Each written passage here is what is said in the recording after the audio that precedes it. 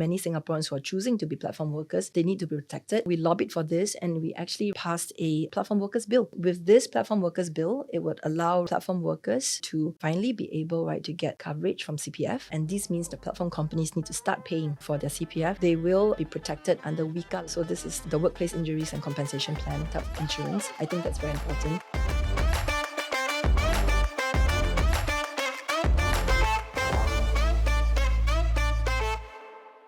Welcome back to another episode of Wise and Shine. I'm your host, Dawn, SG Budget Babe, and today we will be diving into a topic that many millennials or Gen Zs may not be so familiar with. You probably know the name, but do you really know what the relevance of NTUC is in our lives as workers? And to join me on this topic, we have...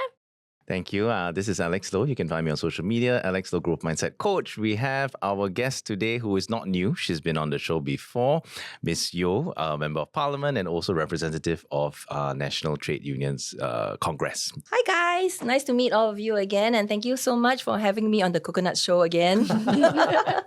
It's always a pleasure. Yes. Yeah. So prior to this, we were talking about the relevance of NTUC, right? And I think a lot of people are not so sure whether NTUC is as relevant today as it used to be in the past for our parents' generation. Could you walk us through the relevance for today's era of workers? Actually, this is a very interesting conversation or a very interesting, line of questioning, because what happens was, well, honestly, I would say that the NTUC has been quite progressive in looking after our workers. So I would say, right, that the National Trades Union Congress, right, NTUC has been around for many decades. And when we first started, indeed, we were looking at rank and file workers, a lot of blue-collar jobs and all that. But along the way, as Singapore started, right, to develop, as our workforce started to upskill, I think along the way, it was necessary also, right, for our, NTUC to not only look at our rank and file workers who are the foundations, of our industries in Singapore, but also to start looking at, PMEs, for instance. By far, I would say, right, that about 40% of our workforce now are actually PMEs. And later on, right, looking at the evolution of our workforce is also to look at our freelancers. As more and more Singaporeans want to look at freelancing jobs, whether or not because there's more flexibility involved there, or maybe you just want to be your own tauke, right? It's also important, right, for us to start looking at protecting the rights of workers.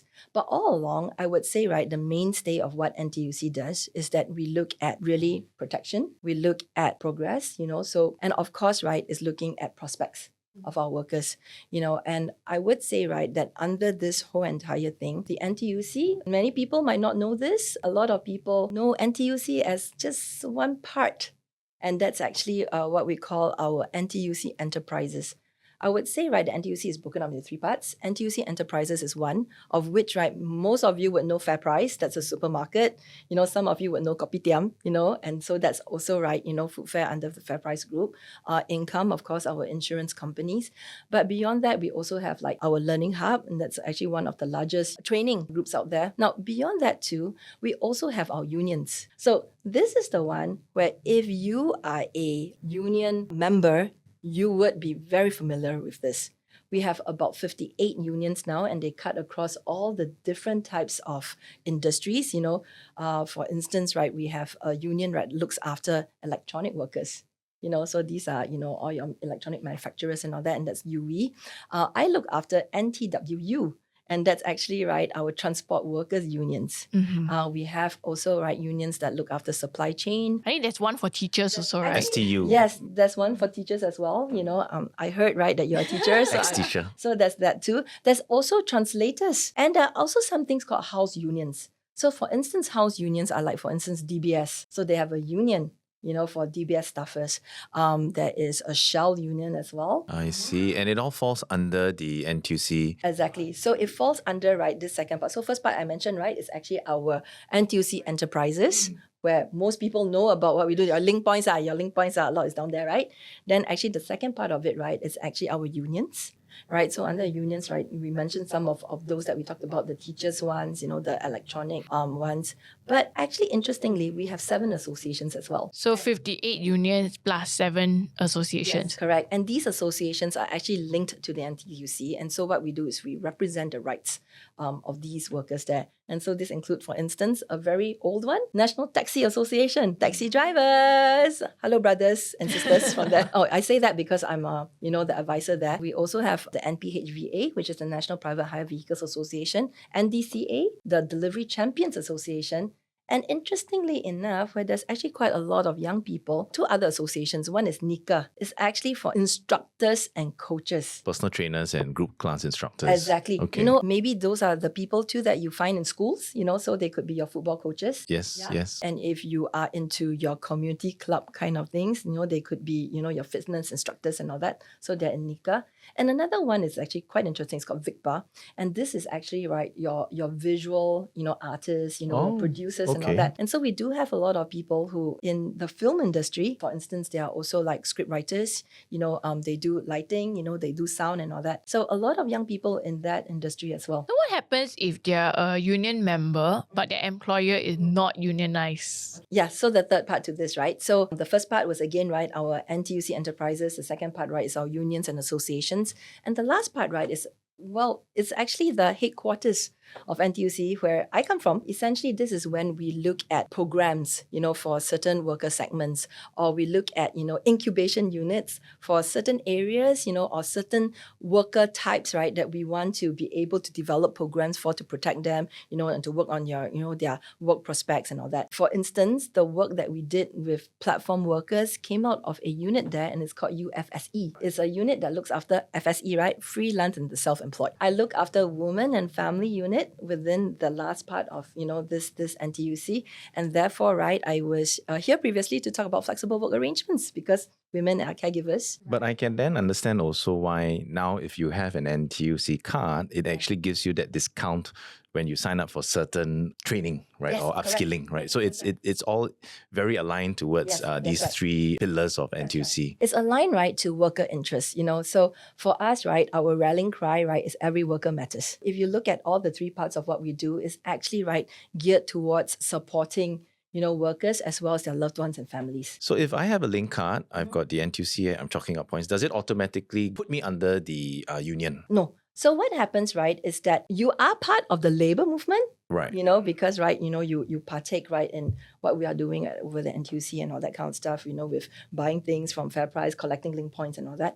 But what happens, right, is that if you are a worker that is under a union, there is actually, right, a union membership fees that you need to pay. Yeah, $9. Yes, and this is something that you pay per month, but it allows, right, you to be represented by the unions in good times as well as bad. So, like for instance, right, a lot of people know that if, let's say, you get retrenched and you are from a unionized company, what happens, right, is that you will be fairly protected, right, under what we call a collective agreement. This is something, right, that the NTUC or the union will actually negotiate with the employer during good times, to ensure, right, that if anything bad happens to the company, that the workers, right, would be sufficiently protected.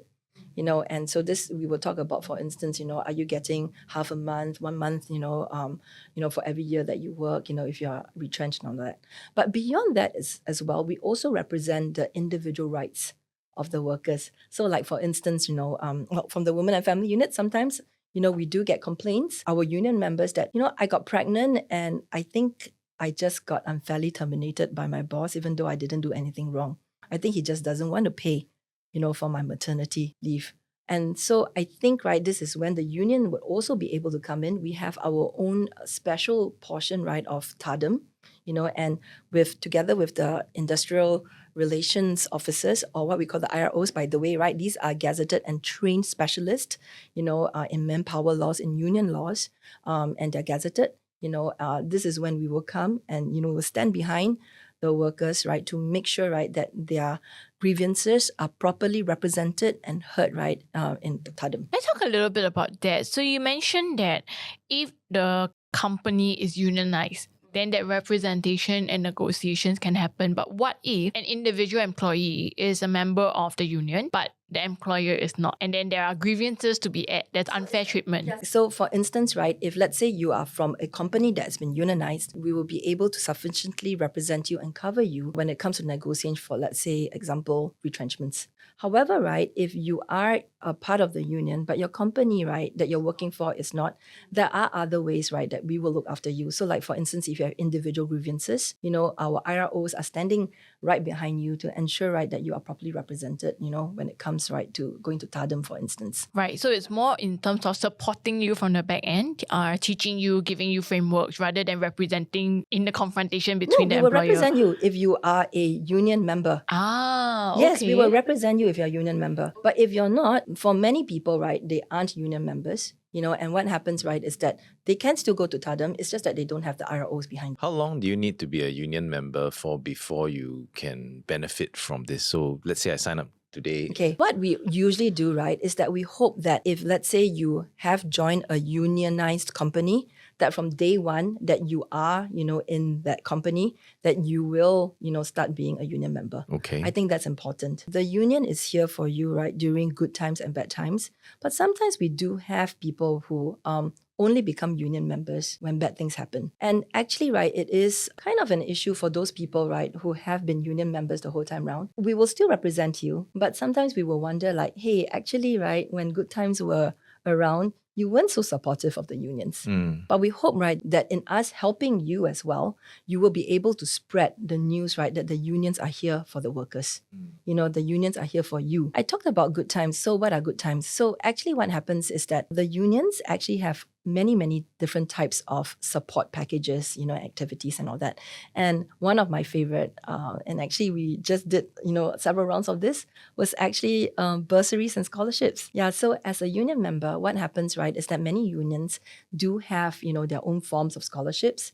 And even if they don't have, our membership department, right, also does have scholarships and bursaries. I believe, right, that this is our union's way of supporting our young workers, our young families, through, every stage of their lives. Can you walk us through an example? So let's say, for instance, if an employee is an NTUC union member, but the company is not, and let's say they're a global or regional firm, the employee feels that they have suffered ageism at the workforce, and maybe let's say they were passed over for promotion or they were unfairly terminated in lieu of the company hiring a younger, cheaper talent to come and replace their role.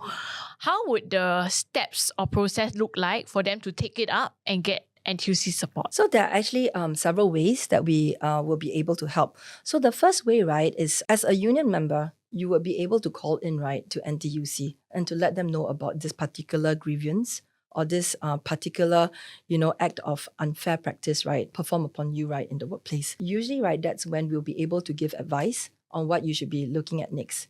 So actually, right, sometimes, there is a difference between how you feel and what has actually happened. And therefore, right, this process, right, of advice, right, is very, very important. Like I mentioned, our industrial relations officers are all trained, in our manpower laws, in our union laws, our trade union laws and all that. And because of this, right, there will be very gray situations and all that they will be able to shed light, for you. That's one piece. The second one, if let's say, right, we feel that there is enough, to go formally, to go, to speak up, and to represent you, two things can happen. The first one, right, even if the company is not unionized, we might, if we do have relations with the company, we might call the company. So like, for instance, National Taxi Association. So sometimes, right, our drivers will come to us, and say that, hey, we feel that we have been unfairly treated and all that. And even, right, though their taxi companies are not unionized, we will be able to call the management of the company because we know them and say that, hey, actually, right, something happened, to one of our members. Maybe your line manager didn't treat the person well, but can you do an investigation? If that doesn't work out well, or come to a conclusion where both parties are satisfied, that's when, right, we will go into TADM. Okay, so this is actually when we go into mediations. And this is when, right, we will also, right, be able to support the grievance worker, via our ROs. So we'll be able, right, to fight the case together. This is usually to outcomes where you get compensation, you get acknowledgement that, you were actually grievance against.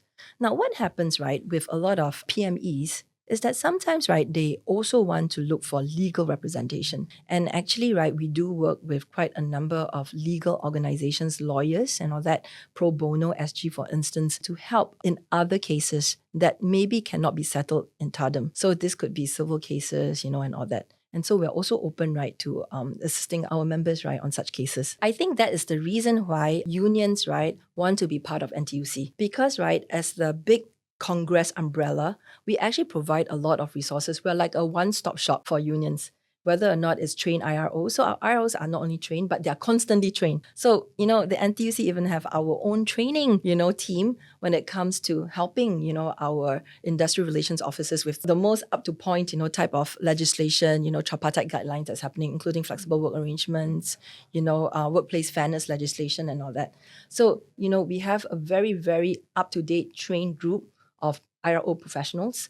But the other thing too as well, is that typically, right, when you are able to negotiate as a Congress, you will have like, over 1 million members, for instance, versus, right, you as a union, you might have 50,000 members. When you go for negotiation for better privileges, for your members, example, right, you might be looking at better medical coverage, cheaper coverage.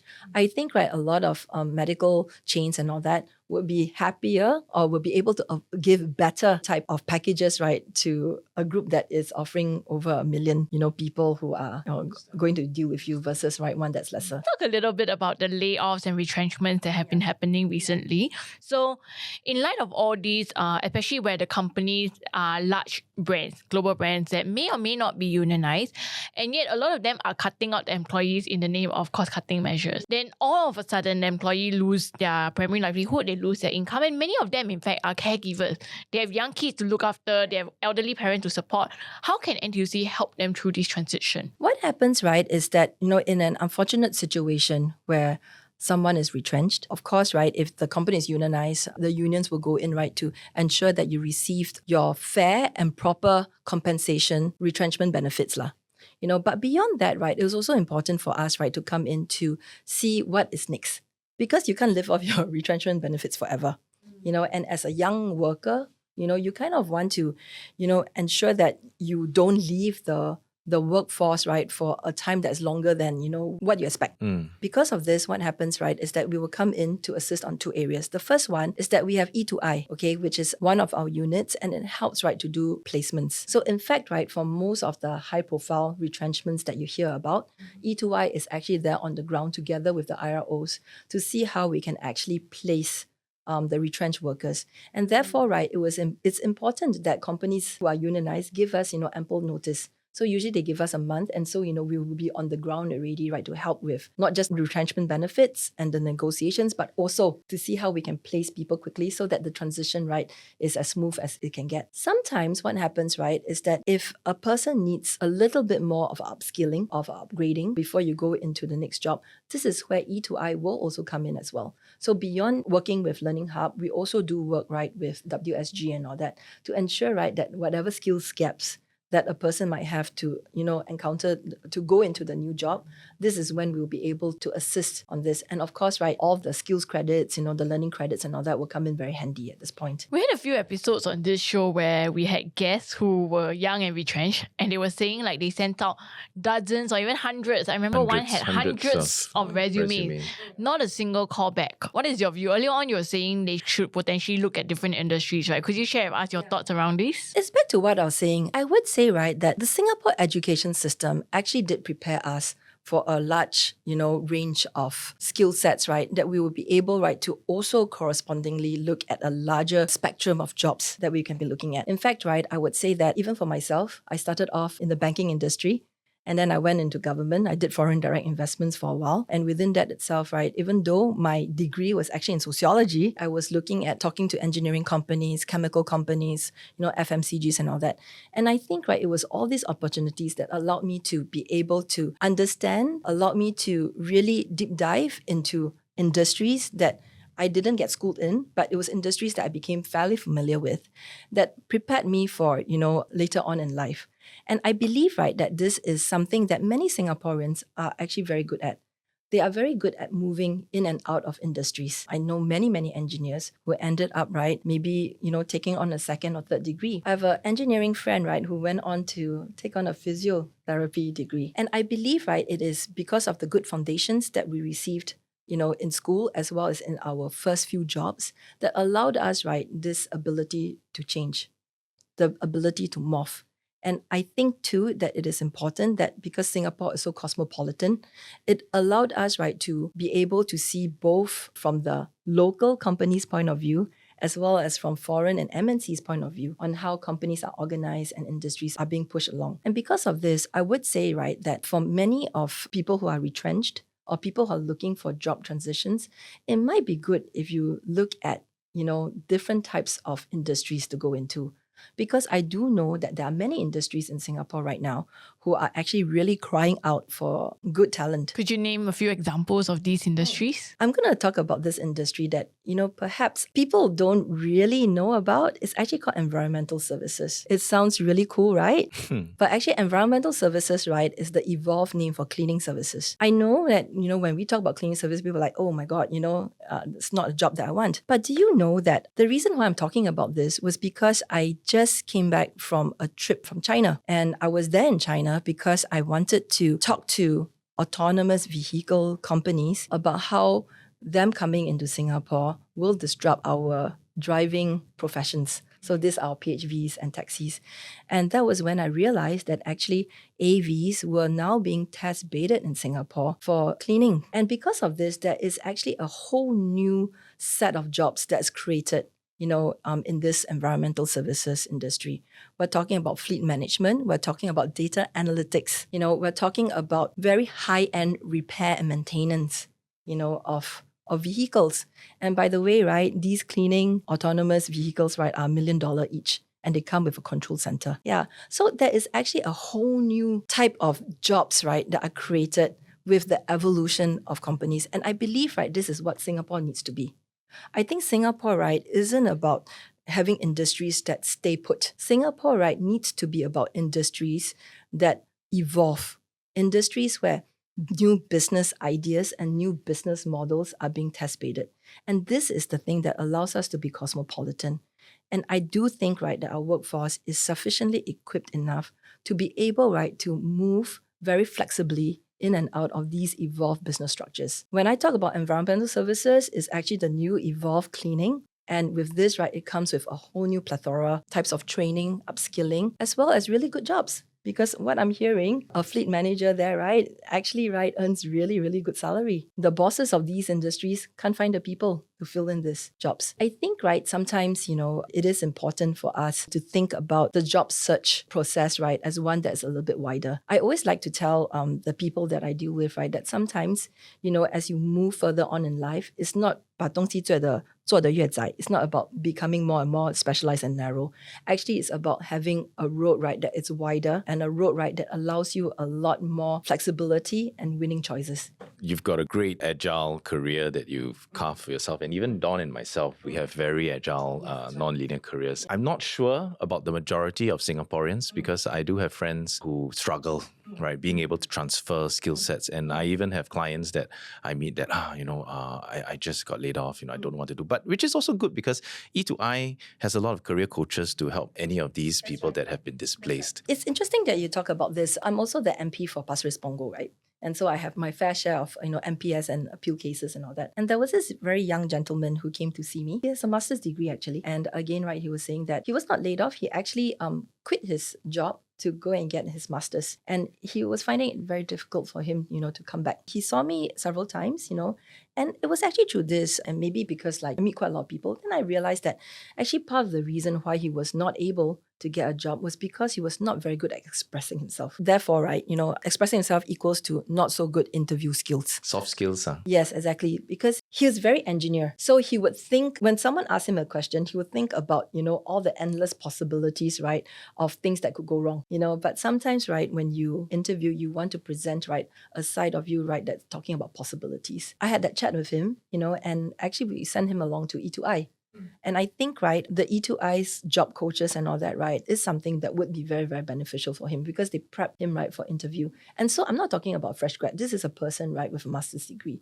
So actually, I do believe, right, that everybody does benefit quite well, right, from, some form of coaching. Hey, I hope you're enjoying Wise and Shine so far. I'm your host Reggie, aka your Chief Financial Coconut, and for us to continue to do this show so that you become a tad bit wiser every week, you gotta like, share, subscribe, help us beat the algorithm. But even more importantly, if you can, comment in the comment section below. Let us know your thoughts and also some questions that you would love us to answer. Yep, now back to the show. I think most people, when they get laid off, right, their whole mindset is really just, oh, this is the only life or the only career, the only industry I've known. And many of them in this transition period, they will go on and be platform workers. I have friends who got laid off and then go and drive Grab, go and drive private hire. And earlier on, you were talking about how there were two parts, right? One for the white collar, one for the platform workers. Can you talk more about the platform worker bill that you were mentioning earlier? The part I was mentioning about was actually how, as the labor movement and NTUC, we have evolved over, the many decades that we've been around.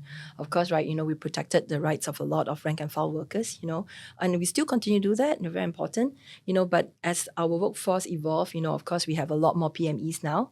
And right now, we've also noticed that there is actually a sizable group of Singaporeans who choose to take on freelancing, self-employed, gig, sharing economy type of jobs.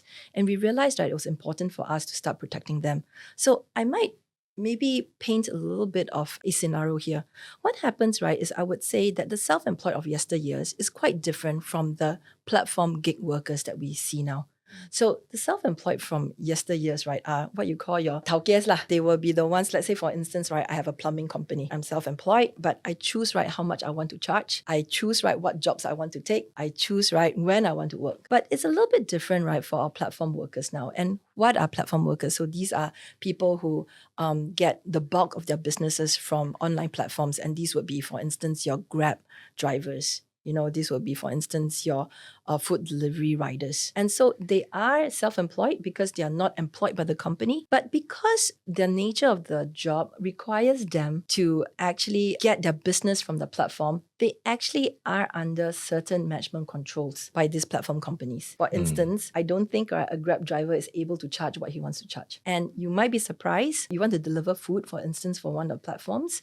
The platforms actually make you sign up for shifts. So you do need to work. Otherwise, you don't get your incentives. Yes. Yeah. And actually, right, a lot of times these incentives are also tied to the number of jobs that you take. These incentives are not just only monetary, but they are very basic things that salaried employees like us take for granted. For instance, right, medical insurance. Yes, there are insurances, accident insurances and all that, right, that platform companies give them. But a lot of times, right, the coverage becomes better if you go up from, let's say, your silver to a gold to a diamond. And a lot of times there's frustrations around there because I'm waiting for my next job, right, to become, let's say, the platinum member, and I'm just not getting it. So there's actually, right, that type of grievances that's coming out. There's that need for protection that's coming out too. And the other thing too, platform workers, right, are not covered by CPF. Yeah, to me, if you live in Singapore, CPF, right, is actually critical when it comes to retirement, when it comes to housing, as well as medical benefits. And because of this, right, about 2 months ago in Parliament, after many years, right, of work actually, so the labour movement, brought this up to MOM to say that, we've observed that our workforce has evolved and changed quite a bit. There's many Singaporeans who are choosing to be platform workers. They need to be protected. We lobbied for this and we actually, right, passed a platform workers bill. Nice. And with this platform workers bill, it would allow, right, our platform workers, to finally be able, right, to get coverage from CPF. And this means the platform companies need to start paying, for their CPF. They will be protected under WICA. So this is the Workplace Injuries and Compensation Plan, type of insurance. I think that's very important. We all know at least one or two stories, right, of a Grab delivery worker, or Food Panda worker, right, who actually kena langgar lah. So I think that part is very important. And of course, right, the last part, which is interesting, even though we have been representing them for years, the NTUC, actually we had no legal rights to represent them. What we did, right, was through goodwill via the tripartite platform. But with this, we'll be able to formally represent. So with the bill, you guys now have the legal right to represent them. Exactly. And would that only cover local platform Yes. types of workers? What about workers who do platform work on places like Fiverr, Upwork? So what happens, right, is that by far we realized, right, that the most precarious and vulnerable of our platform workers were the drivers and the riders. So we started with them. But the bill, right, has enough space inside there for us, right, to later on expand this to other types of gig work, other type of platform work. What Right. about property agents and financial advisors? Where do they fall under? There's like a gap, right? So for them, right, they aren't platform workers. So remember, they need to be subjected to, management controls and all that. But self-employed lah. Yeah. So there are the self-employed and there's self-employed. So the ones that we're talking about with the sharing economy and all that, right, which is not really the insurance agents and all that, the sharing economy ones are the ones that we find, right, that are heavily under management control, and they are worker-like actually, except that they're not having the benefits of what workers should be getting. To me, I was very proud. I was also on that committee. This is the world's first. So I know other countries, other jurisdictions are actually looking at how, Singapore is working on this issue to protect our platform workers. I thought this was something that Singapore must be very proud of. Would you be able to share certain challenges and aspirations that the PMEs currently are facing that you have heard about? And if you can share, I think the audience would love to hear. I would say, right, that a lot of our PMEs have wonderful aspirations. I think these aspirations is not only for themselves, but it's also right for their children. But I would say, right, that this is also, true, right, for most of our union members. Aspirations, right, would be, for instance, I would say that, interestingly, many of our PMEs are thinking about changes to their work. So a lot of them, right, are looking for opportunities for mid-career transitions. And I think that's very exciting. And I think actually this is part of what Singapore is all about. I think in Singapore, all of us were given wonderful education, and this allowed us, right, to be able to explore many things. But I always feel that a lot of the younger Singaporeans, perhaps, right, they studied, for instance, maybe engineering, as their degree. And then after that, maybe they work a couple of years, maybe 5-10 years, as an engineer. And they feel that, hey, actually, right, I might want to do something completely different. We have quite a number who say that they want to become counselors, for instance. And how are we able to support, such aspirations of our young PMEs? Or maybe a mid-career transitioners. So the union actually can support. Yes, we do. Okay. So what happens, right, is that we have both training organizations. I talked about Learning Hub. So Learning Hub, right, is part of our NTUC enterprises. They're one of Singapore's largest training institutes, and they have a whole plethora of courses that you can go into that helps you, with this transition. Also at the same time, along with the membership that you pay, actually, there is actually a UTAP amount. So it's almost like our own version of Skills Future. So it's actually an amount of money that you can use towards, right, upskilling, upgrading yourself. I think, right, this is one portion that I see. Now, the other portion that I see too, right, is that there is very good aspirations for their family and for their kids. And I'm actually thinking that it was quite progressive of what the NTUC did quite recently. We announced that we have a very special type of scholarship for our young NTUC members. This is actually a no-bond scholarship, but it allows you a stint overseas. I think that's kind of cool. For me, right, I actually spent about 10 years overseas at my job. And I felt, right, that this 10 years really helped develop me, not only personally, but in terms of the career as well. It gave me a lot of confidence. It gave me a lot of networks to be able, right, to really embrace all kinds of, challenges that I might face at work. And I hope, right, that all Singaporean workers will be given this opportunity to spend time overseas. Because what you gain overseas isn't just about the experience. It's actually about breaking through all your glass ceilings and being able, right, to see the stars clearly, for where they are and being able to reach out for it. Yeah, pity we already tied down with kids. Otherwise, we can go and apply and go overseas. Your kids can apply. Would you consider NTUC like the safety net, right, for the PMEs and even platform workers? And I mean, with the GST hike and rise of and cost of living, what else might NTUC be doing or coming up with to help PMEs? I would say, right, that we definitely want to be the safety net for workers. It doesn't matter whether you're PMEs, it doesn't matter whether you're platform workers, rank and file. So long as you're a worker in Singapore, we are there for you. Under this worker portion too, right, if you are a union member, then of course, right, there are additional protections, right, afforded to you. I would say, right, that actually that's the reason why we have 3 parts. to the NTUC. Our NTUC enterprises are there for a reason. They are there, right, to ensure, right, that we continue to be able to be the price indicator, actually, for many of our essential goods. By far, if you look at surveys, you look at people who, identify with what NTUC does. In fact, one of the things that comes out strongest, right, is that NTUC is there for you, right, at every stage of your life. So I think, right, we do quite a good job when it comes to, our NTUC enterprises. If you look at the union portion of it, what we hope to do, right, is to have an increased space, right, to represent our PMEs. In fact, right, in a lot of our collective agreements now, we're also trying, right, to negotiate on behalf of PMEs. Previously, right, a lot of our collective agreements were about, the rank and file workers. But right now, we're also trying to expand this, right, into our PME workers. So they're sufficiently covered when bad things happen, right? Beyond that too, I talked about how we also have the programs, for different worker types. We actually have programs for PMEs as well. And so under that too, beyond what we usually have, with all the job matching, upskilling and all that, we actually have a mentorship program. Yeah, and I know that mentorships are important, right, for our PMEs at various points of their lives. One, of course, right, is for the middle age when it comes to job transitions. But the other one too, right, definitely, right, it has to do also with younger PME workers. When you're trying to figure out exactly, right, what part, what kind of roles you want to play and all that.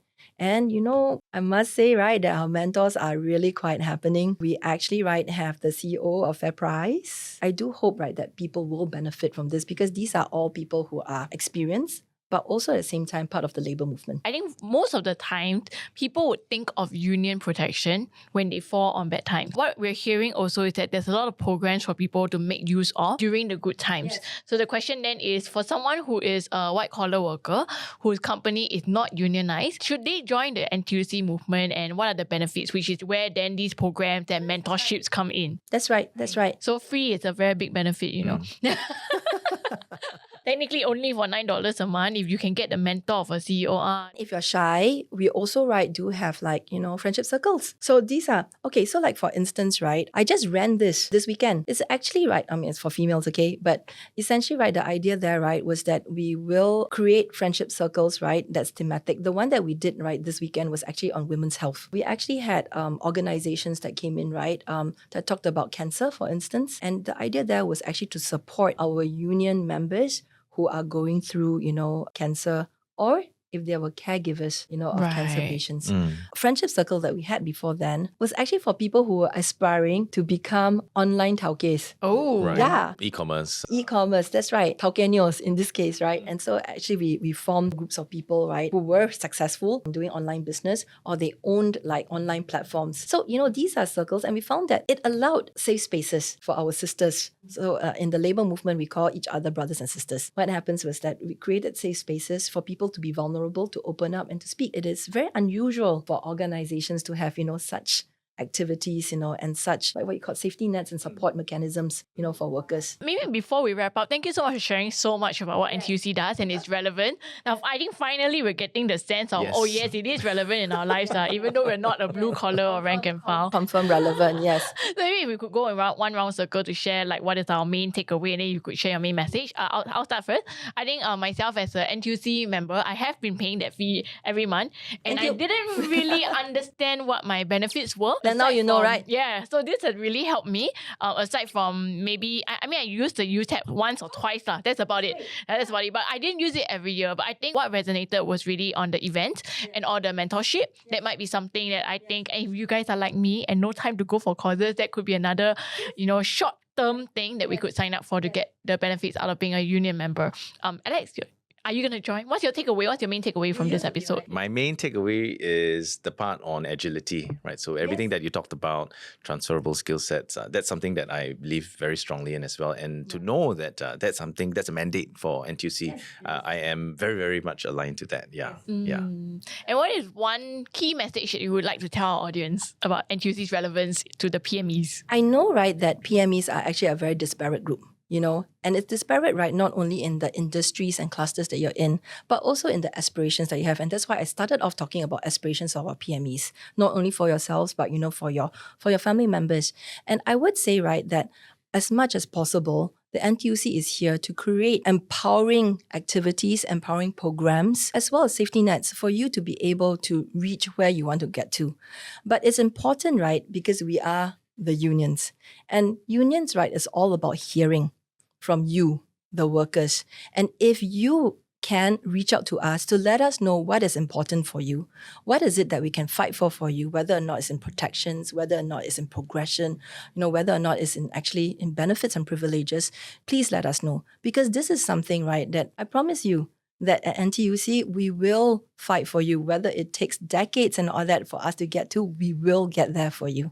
So this is what I hope, that everyone can take away. So remember to just let your union rep know, to let the labor movement know about what is important to you. Very empowering, and we look forward to seeing what this will translate into in the decades to come. Thank you, Miss Yeo. Thanks for joining us on the episode. Bye.